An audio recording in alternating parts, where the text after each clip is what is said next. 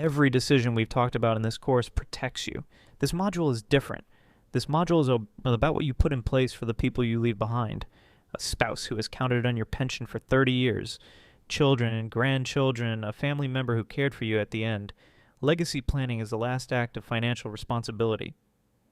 The signatures you put on paper now, while you're sharp and present, that keep your family secure when you're gone. Over the next 10 minutes, we'll walk through the core of it. The survivor benefit plan. What it is, what it costs, what happens if you declined it. Dependency and Indemnity Compensation. The separate VE benefit and the rule change in 2023 that made both payments available together for the first time. The 4 estate documents every veteran should have in a drawer at home. The beneficiary designations that override your will without asking. The VA burial benefits your family's entitled to. And the paperwork to pre-file now so they don't scramble later. This is the last module. Let's close it right. The Survivor Benefit Plan, SBP, is an annuity program run by the Department of Defense. At retirement, you elected a base amount to cover, or you declined. If you elected SBP, here's what your spouse receives when you die. 55% of your selected base amount paid monthly for the rest of their life.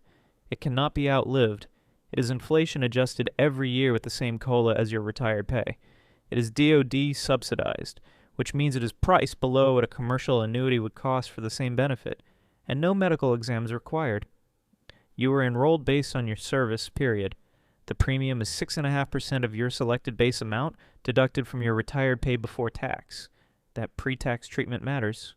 Every dollar of premium is a dollar that doesn't show up as taxable income. The premium continues until you reach the paid-up status. Paid-up requires 2 conditions: 360 months of premium payments and age 70. Both, not either. Once you hit paid-up, the premium stops and the coverage continues. The trade-off is real. SBP is irrevocable. The election you made at retirement, or the declination, is typically locked unless Congress opens a special window. The benefit is taxable to your surviving spouse as ordinary income. And if your spouse dies before you, no premiums are refunded. SBP is insurance, not an investment. Like all insurance, you hope your family never needs it, but if they do, it's there. If you declined SBP at retirement, you are not without options. 4 paths to consider. First, congressional open seasons.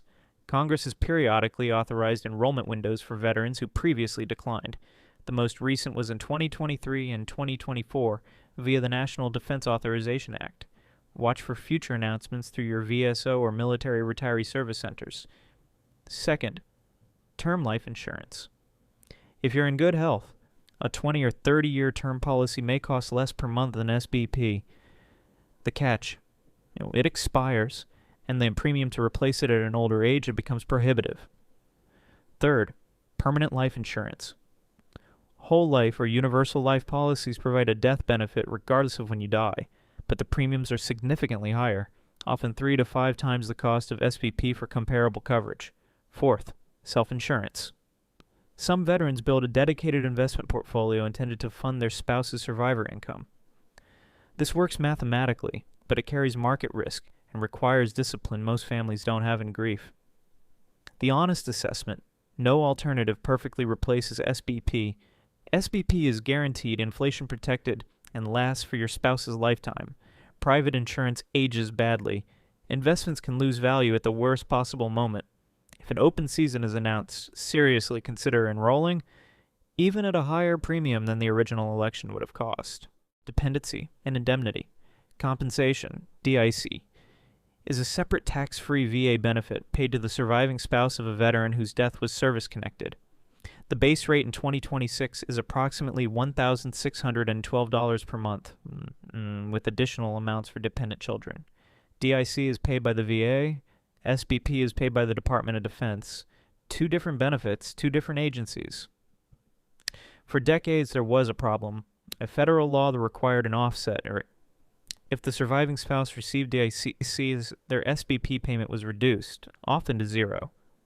A family that paid SBP premiums for 30 years could end up with only the DIC payment, while the premiums they had paid were effectively refunded or lost. In 2023, that changed. As of January 1st, 2023, The SBP's IEC offset was fully eliminated. Surviving spouses now receive both their full SBP payment and their full DIC payment, with no reduction from either side. This is a substantial change, and it makes SBP significantly more valuable for any family where the veteran has a service-connected condition. Because even with DIC in the picture, SBP pays out in addition, not instead. If you elected SBP and you have a service-connected rating, your family's in a better position now than they would have been in 2022. If you're reviewing your estate plan, verify your surviving spouse understands both benefits exist and how to claim each. Beyond SBP and DIC, every veteran should have 4 legal documents in place. Ideally signed, witnessed, and kept where your family can find them. Document 1. A will. It directs who receives your assets that aren't governed by a beneficiary designation, and if you have minor dependents, it names a guardian. Without a will, state and intestate law decides, and state law does not know your family. Document 2. A durable power of attorney.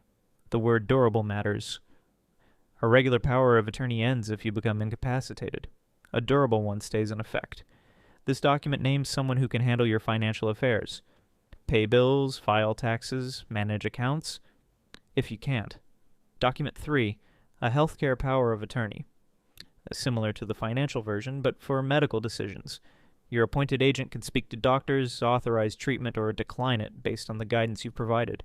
Document 4. An advance directive, sometimes called a living will, and this is where you put in writing what kind of care you want and don't want at the end of life. Ventilators, feeding tubes, resuscitation, hospice. The directive spares your family from guessing. Here is the good news. All 4 of these documents can be drafted for free. Military installation and legal offices offer estate planning to retirees and their spouses at no charge. Veteran service offices can connect you to low or no-cost legal resources. You do not need to pay a private attorney $1,500 to get this right. Here is the rule that catches more families by surprise than any other. A beneficiary designation on a specific account overrides whatever your will says about that account. Your will directs your estate, the assets that pass through probate, but accounts with named beneficiaries, life insurance, retirement plans, transfer on death bank accounts, bypass probate entirely and go directly to whoever is named on the form. That means if your SGLI still names an ex-spouse from 1998 and you die tomorrow, your ex-spouse will receive the death benefit. Your current spouse's lawyer cannot override it. Your will cannot override it. The form controls. 6 designations to review. SBP. Your election is on DD Form 265B6, SGLI, and VGLI. Your service life insurance. TSP. Form TSP3 designates who inherits your thrift savings plan account. Any VA-sponsored life insurance policy. Your bank and investment accounts. Look for transfer on death or payable on death language. And your IRAs and 401k accounts, primary and contingent beneficiaries. Review them all at least once a year. Review them immediately after any major life event, marriage, divorce, birth, adoption, death in the family. This is a 30-minute project that can prevent a 30-year legal mess. The VA provides a suite of burial and memorial benefits to eligible veterans at no cost to the family. What is included? A gravesite in any of the 155 national cemeteries with space available at no charge. A government-furnished headstone or marker inscribed to your specifications. Perpetual care of the gravesite, a United States burial flag to drape the casket or accompany the urn, a presidential memorial certificate signed by the sitting president, military funeral honors, flag folding and presentation, and if available, the playing of taps. For veterans whose death is service-connected, a burial allowance of up to approximately $2,000 toward funeral costs plus an additional reimbursement for transporting the remains. The single most important step you can take today is pre-filing. VA Form 40-1007 is an application for pre-need eligibility determination for burial in a VA national cemetery. Filing it now, while you're alive, means the VA has already determined your eligibility. When the time comes, your family presents the pre-approval and arrangements proceed without delay. Without pre-filing, your family will scramble to prove eligibility while grieving. Pre-file the form. Tell your spouse where it is. Tell your children where it is. 15 minutes now, saves days later. Before we close the course, 4 final actions. First, pull your SPP status. If you elected it, confirm the base amount and the beneficiary. If you decline, decide what your plan is. Open season watch, term life, or documented self-insurance.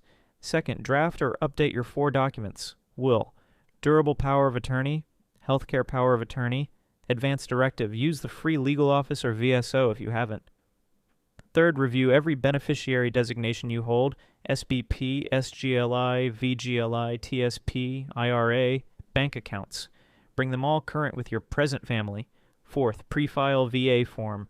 40/1000 for your national cemetery burial benefit, 15 minutes. And that closes the course.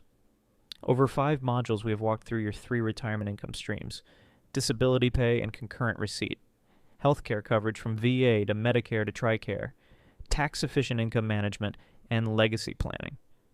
Each of these topics could fill a book, and they have. What we've done here is give you the framework, enough to know what questions to ask, what forms to file, what benefits to claim. The rest is in your hands. Thank you for your service. Thank you for the work you've put into this course, and take care of your family in the way you always have.